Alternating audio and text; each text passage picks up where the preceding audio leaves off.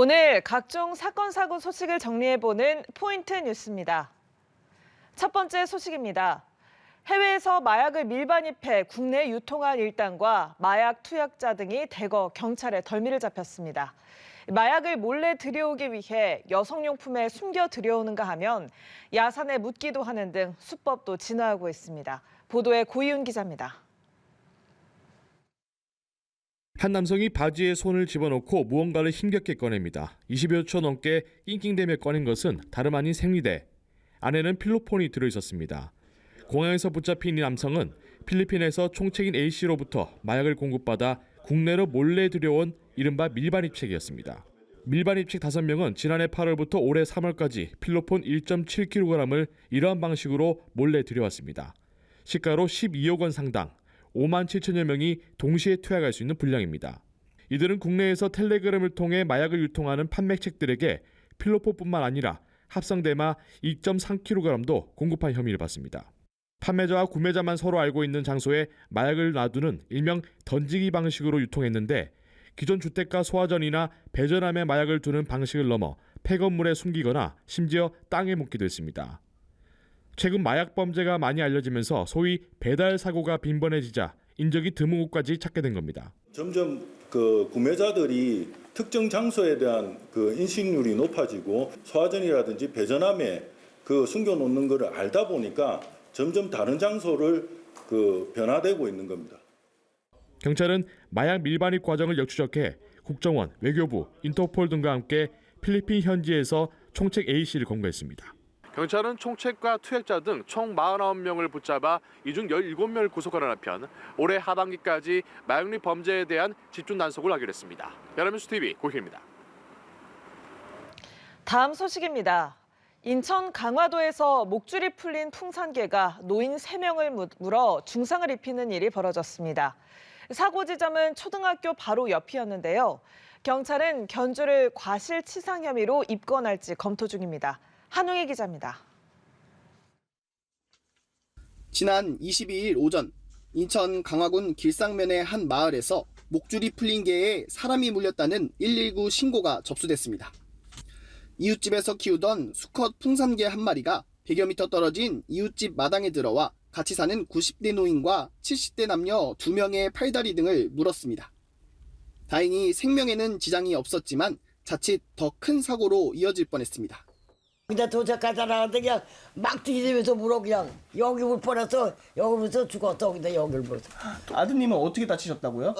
다리가 부러졌대라 그래요. 여기 서울 대학병원에 있어요. 사람을 문 수컷 풍산개는 암컷 풍산개를 키우던 피해자 집에 들어와 공격을 한 것으로 알려졌습니다. 이후 두 풍산개가 수업이 한창인 초등학교로 들어가는 장면이 마을 CCTV에 포착됐습니다. 집 앞에서 피해자들을 문 풍산개는 골목을 지나 인근 초등학교로 향했는데요. 학교 정문에서 사고 지점까지의 거리는 70m에 불과했습니다. 개 2마리는 그냥 막 학교로 들어가더라고요. 내 포식 하려고. 네네. 막 소방서도 오고 막 경찰에서도 오고 막 그랬었어요. 풍산개 2마리는 약 2시간 만에 학교 밖 인근에서 포획됐습니다. 경찰은 과실치상 혐의로 이웃 주민인 견주를 입건할지 검토 중입니다. 어쩌다가 그렇게 좀 된 건지 좀 여쭤보려고. 해당 견주는 경찰 조사에서 개를 묶어놓고 외출한 사이 일어난 일이라는 취지로 진술했습니다. 경찰은 정확한 사건 경위를 조사하는 한편 사람을 문 풍산개는 안락사시킬 예정입니다. 연합뉴스 TV 한웅입니다. 마지막 소식입니다.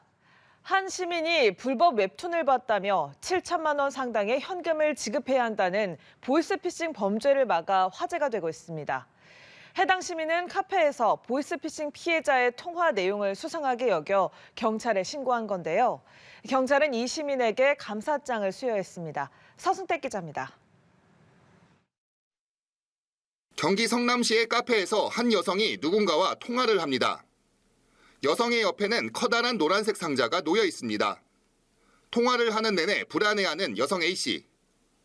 맞은편 테이블에 앉은 또 다른 여성 B씨가 이 모습을 지켜봅니다. 잠시 후 B씨가 밖으로 나가더니 이내 경찰이 들어옵니다. A씨가 직전까지 통화한 상대방은 은행 직원을 사칭한 보이스피싱 조직원이었습니다.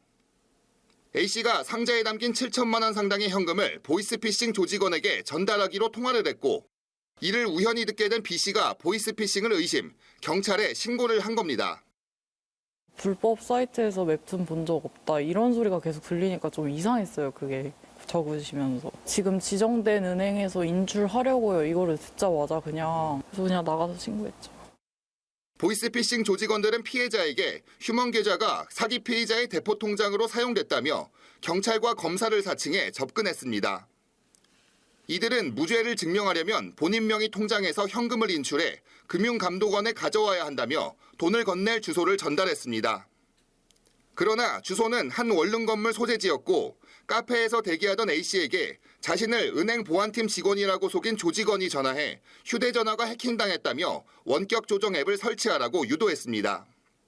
앱 설치를 유도하는 과정에서 A씨에게 불법 웹툰은 본 적은 없느냐고 채근했는데 B씨가 이를 듣고 신고한 겁니다.